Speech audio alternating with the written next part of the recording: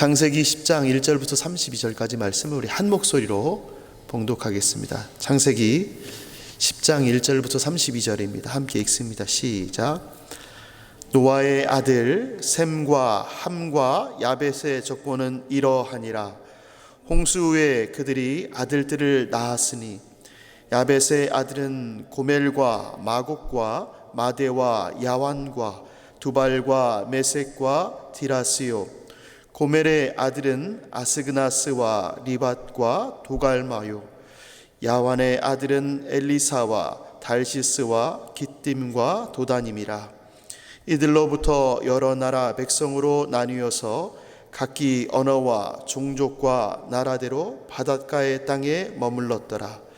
함의 아들은 구스와 미스라임과 붓과 가나안이요. 구스의 아들은 스바와 하윌라와 삽다와 라마와 삽드가요.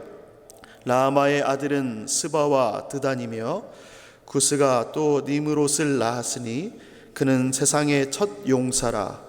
그가 여호와 앞에서 용감한 사냥꾼이 되었으므로 속담에 이르기를 아문은 여호와 앞에 니므롯같이 용감한 사냥꾼이로다 하더라. 그의 나라는 시날 땅의 바벨과 에렉과 아갓과 갈레에서 시작되었으며 그가 그 땅에서 아수르로 나아가 니느웨와 르호보딜과 갈라와 및 니느웨와 갈라 사이에 레센을 건설하였으니 이는 큰 성읍이라. 미스라임은 루딤과 아나밈과 르하빔과 납두힘과 바드루심과 가슬루힘과 갑도림을 낳았더라. 가슬루힘에게서 블레셋이 나왔더라. 가나안은 장자 시돈과 헷을 낳고 또 여부수 족속과 아모리 족속과 기르가스 족속과 히위 족속과 알가 족속과 신 족속과 아르왓 족속과 스말 족속과 하맛 족속을 낳았더니 이후로 가나안 자손의 족속이 흩어져 나아갔더라. 가나안의 경계는 시돈에서부터 그라를 지나 가사까지와 소돔과 고모라와 아드마와 스보임을 지나 라사까지였더라. 이들은 함의 자손이라 각기 족속과 언어와 지방과 나라대로였더라. 셈은 에벨 온 자손의 조상이요 야벳의 형이라.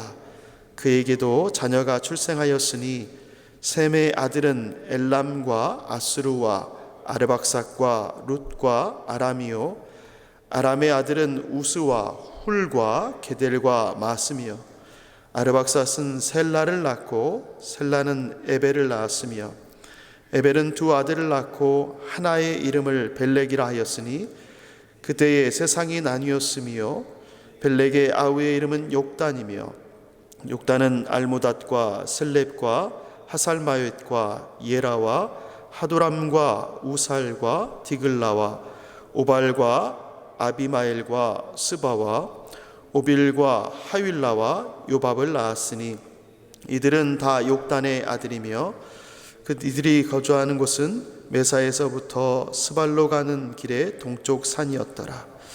이들은 셈의 자손이니 그 족속과 언어와 지방과 나라대로였더라. 이들은 그 백성의 족보에 따르면 노아 자손의 족속들이요 홍수 후에 이들에게서 그 땅의 백성들이 나뉘었더라. 아멘. 오늘 본문은 함과 셈과 야벳의 족보가 자세히 기록되어 있습니다. 1절에 홍수 후에 그들이 아들들을 낳았다라고 기록되어 있습니다. 하나님께서 복을 주시고 또 생육하여 번성하라 이 말씀하셨던 그 말씀이 땅에 충만하라는 이 말씀이 성취된 모습입니다. 족보의 기록은 야벳과 함, 셈 순입니다. 선택받은 셈이 가장 마지막에 등장하게 됩니다. 야벳 자손의 특징은 5절에 기록되어 있습니다. 이들로부터 여러 나라 백성으로 나뉘어서 각기 언어와 종족과 나라대로 바닷가 땅에 머물렀더라. 바닷가 땅에 머물렀더라. 이게 야벳 족속의 특징입니다. 야벳은 형제 중에서 가장 먼 곳까지 뻗어나갔습니다. 이 기록된 족보의 족속을 세보면 함이 30족속입니다. 셈이 26족속인데 비하면 야벳의 후손은 14족속, 14족속입니다. 가장 적은데도 불구하고 가장 멀리까지 정복했습니다. 하나님께서 정복하라 하신, 하나님께서 생육하고 번성하여 땅이 충만하라고 하신 말씀에 가장 멀리까지 가서 정복했습니다. 얼마 안 되지만 그들은 하나님의 말씀에 충실히 살았다는 것을 반증하는 것입니다. 그 다음에 소개되는 것이 함 족속입니다. 함의 족보는 셈이나 야벳의 족보보다 깁니다. 함의 특징은 무엇입니까? 노아에게 저주받았던 족속입니다.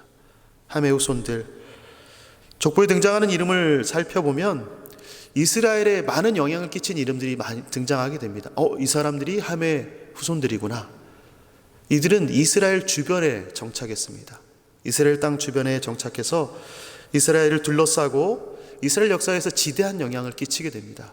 선한 영향력이 아닙니다. 이스라엘 백성으로 하여금 괴롭게 하는, 가장 넓고 광활한 지역을 차지할 정도로 뛰어나고 강한 민족인데 불구하고 그들은 그 우수한 기질을 가지고 여호와 하나님을 섬기는 데 사용하지 않았습니다. 오히려 수많은 우상을 만들고, 그 우상을 만들고 자신만이 아니라 셈 자손까지 그 우상을 섬기는 일에 참여하도록 만들었습니다. 그래서 그들은 결국 하나님의 진노를 사게 됩니다. 그들만이 아니라 이스라엘 백성들에게도 끊임없이 우상을 섬기도록 부추겼던 것이 이 함의 후손들입니다. 결국 하나님께서 이들 함의 후손뿐만이 아니라 받아들인 셈과 야벳의 후손들도 징계를 받게 됩니다. 노아의 아들 중에 마지막에 소개된 셈의 후손은 하나님께 선택받은 자들입니다.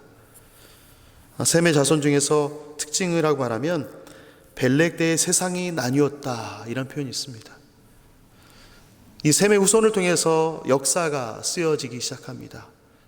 구원 역사도 여기서 나타나고요, 또 이 역사들이 기록됩니다. 본문에 등장하는 우리 각 족속을 통해서 세 가지를 발견하게 됩니다. 야벳 족속을 통해서는 하나님이 어떤 분인가를 발견하게 되는데요, 하나님은 사람들이 온 땅에 생육하고 번성하기를 기뻐하시는 분이시구나. 근데 그뿐만 아니라 그들을 은혜와 자비로 돌보시는 분이시구나. 야벳 족속은 그들이 하나님의 뜻에 따라서 생육하고 번성한 일에 충실히 살았습니다. 하나님께서 만물을 창조하시고 하나님의 형상대로 사람을 만드신 후에 가장 먼저 한 것이 복을 주신 일이었는데, 이들은 그 복을 받은 자답게 생육하고 번성하여 땅이 충만하는 복대로 살았습니다. 비록 사람의 죄로 인해 홍수로 심판을 받았지만 하나님은 여전히 사람들이 생육하고 번성하며 땅이 충만하기를 기뻐하십니다. 이 야벳 족속은 그 모습을 잘 드러내고 있습니다. 하나님의 뜻대로 살고 있구나.